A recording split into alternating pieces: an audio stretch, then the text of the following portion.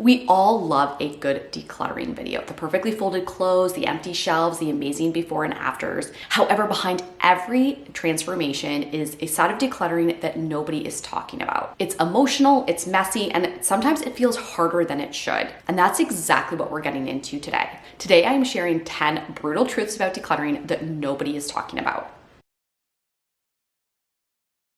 Truth number one, you have to control the incoming or nothing is going to change. You can declutter for hours, weeks, years on end, but if there are more items coming in than going out, it is just a revolving door. This was our family when we first started. We got so good at decluttering. We put so much effort and energy and focus into it. However, on the other side of our life, we were sort of just living as per usual. We were consuming more than we needed to. We were buying things just because everyone else had them.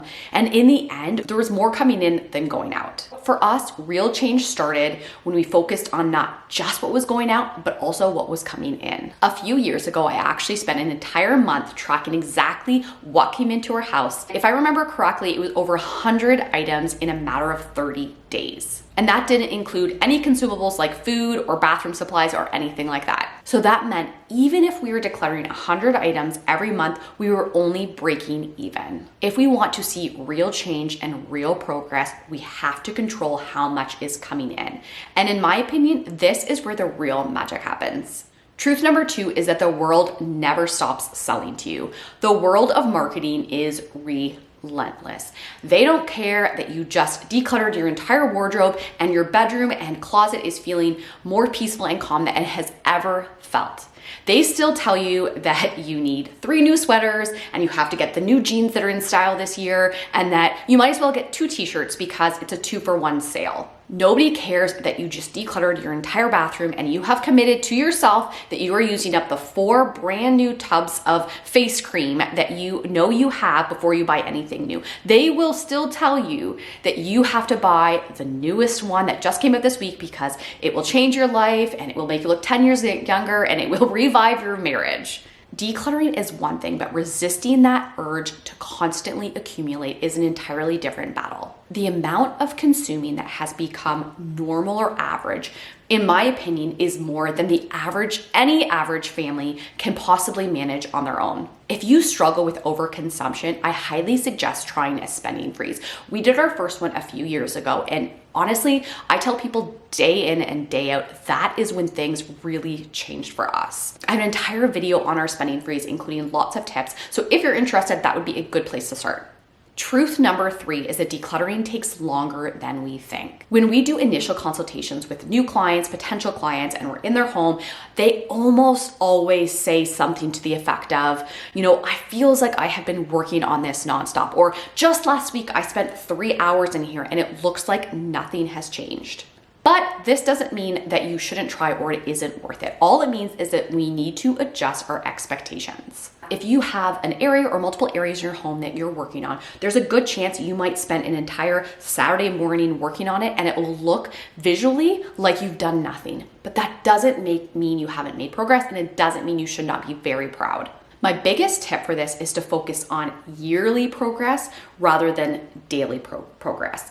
We can't expect ourselves to knock out an entire room in one day if it's really filled with quite a bit of clutter. Once you change that mindset, things become way easier. Real change takes time, but I promise it's so worth it. Truth number 4 is that decluttering is repetitive. Chances are you're gonna make the same decisions over and over and over again. It's going to be different for every family, every household, every person. However, most families have, 2 to 5 categories that they're just constantly decluttering over and over again. For us, we are a very average family of 4. Our kids are 7 and 8. So the areas that we always are tackling are kids' clothes, kids like crafting items, and then a category that I call our parents have given us something better and to replace what we already have. I talked about that category in my last video. So if you haven't checked that out, it might be worth a watch. These are the areas and items that are always coming into our house, and that's why we are always having to continually declutter them.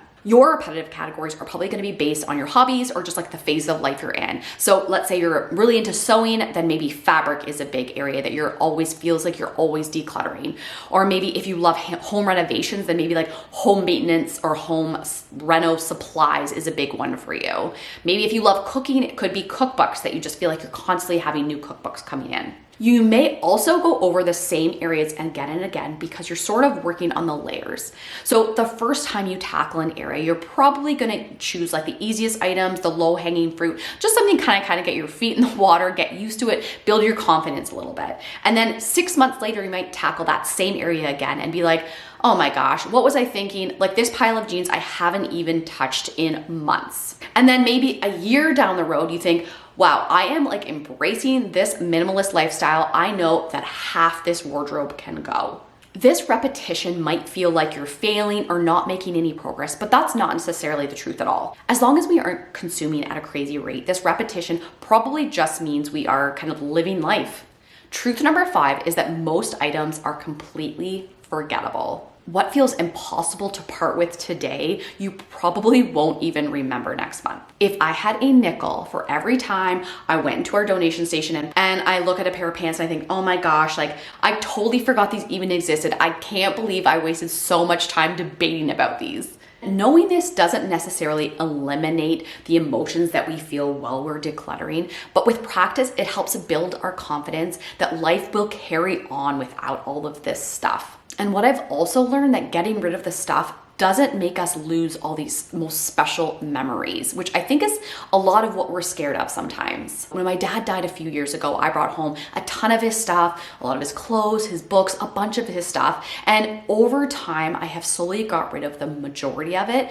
And I've learned that this doesn't mean that his memory has faded. I don't think about him less because I don't have his favorite books hanging around. A week does not go by where I say something to my husband like, oh my gosh, it's just like remembered something that dad used to do, or dad always used to do something like that always kind of made me laugh. The items are forgettable, but the most important memories will always be there.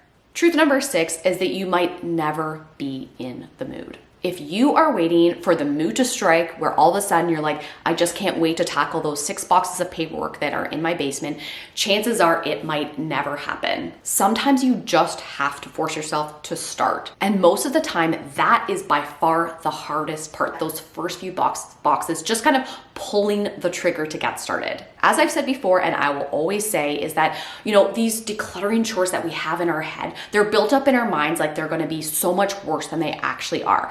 Chances are, if you get started, you get it done, at the end, you might just say, hey, that wasn't so bad after all. Or at the very least, you will say, I am so glad that is done. If you're struggling to get started, I always suggest taking the path of least resistance. So start with like a category, an area, or something that's really easy for you, because sometimes all you need is just to get the ball rolling.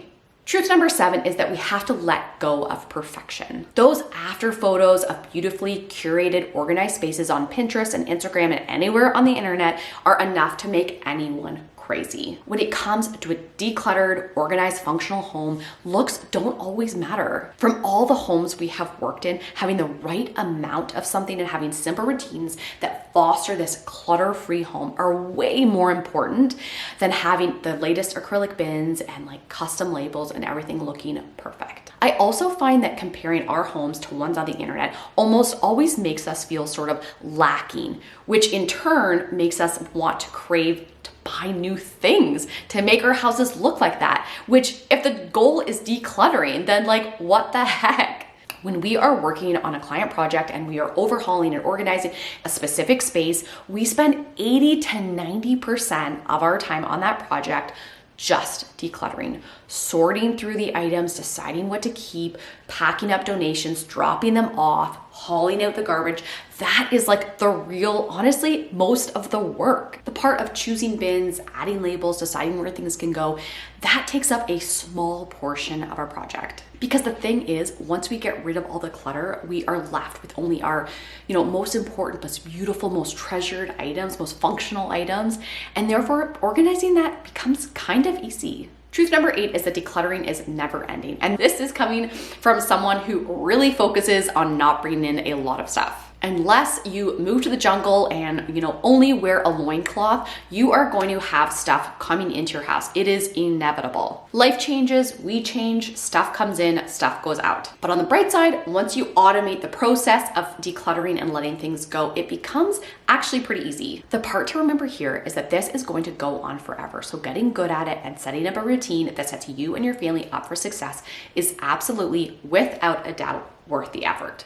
Truth number 9 is that anyone can get good at decluttering, but you might need some help. And that is okay. Over the past 3 years of working with in-home clients, we have probably never come across a client that hasn't said something like, I don't know why I can't do this on my own. It is so normal, so common, you are not alone. It might mean that you need help from a professional organizer, or maybe it means that you need help on like the mental emotional side from a counselor or a therapist, or maybe it just means you want to have your most organized best friend come over and like spend a Saturday helping you go through your clothes. In so many situations with clients is that we're with them for only maybe a day or 2 or 3, and it just sets them up for success. It gets them on track so they can carry on their own. Outside support can sometimes be exactly what you need to get started.